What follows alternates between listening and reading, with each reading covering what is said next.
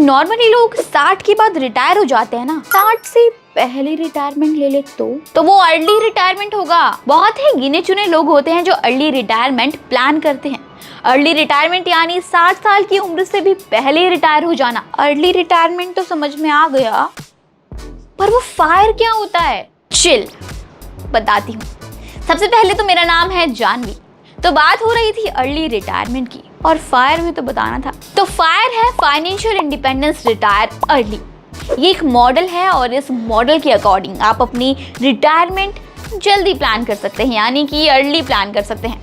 Fire model की शुरुआत 1992 में विकी रॉबिन और जो डोमिंगवेज की किताब योर मनी योर लाइफ से हुई थी। फायर मॉडल से आप अपनी रिटायरमेंट की उम्र खुद तय कर सकते हैं।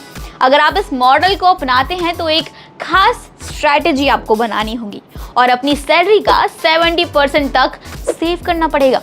इस मॉडल का सबसे बड़ा नुकसान ये है कि इसमें आपको खुल के मौज मस्ती भरी जिंदगी जीने का मौका नहीं मिलता, क्योंकि आप ज़्यादा से ज़्यादा पैसे इन्वेस्ट करते हैं और जल्दी रिटायर हो जाते हैं।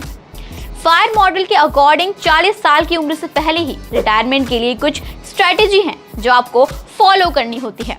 मंथली इनकम का 50 से 70% बचाना है।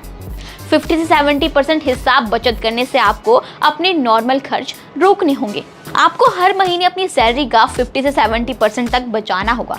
इस महंगाई में किसी की इनकम का आधा हिस्सा बचाना तो पॉसिबल ही नहीं है।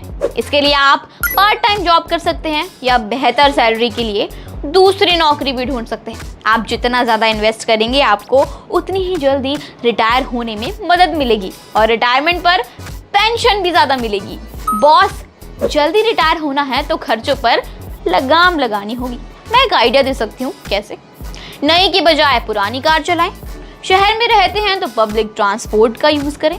अगर आप क्रेडिट कार्ड यूज़र हैं तो क्रेडिट कार्ड लोन लेने से बिल्कुल बचें और ज़्यादा से ज़्यादा इन्वेस्टमेंट करें। ये बार बार इन्वेस्टमेंट की बात कर रही है, पर पैसा लगाना कहाँ है? ओके, तो पैसे किसी एक जगह इन्वेस्ट नहीं करने हैं अलग अलग टूल्स में। अपने निवेश का करीब आधा हिस्सा तो आप शेयर बाजार में या फिर म्यूचुअल फंड में लगा सकते हैं। कुछ हिस्से से रेंट वाली प्रॉपर्टी खरीद सकते हैं। पीपीएफ जैसे टूल्स में आप पैसा लगा सकते हैं, लेकिन ध्यान रहे गारंटीड रिटर्न आपको बस पीपीएफ देगा, बाकी सब में रिस्क है।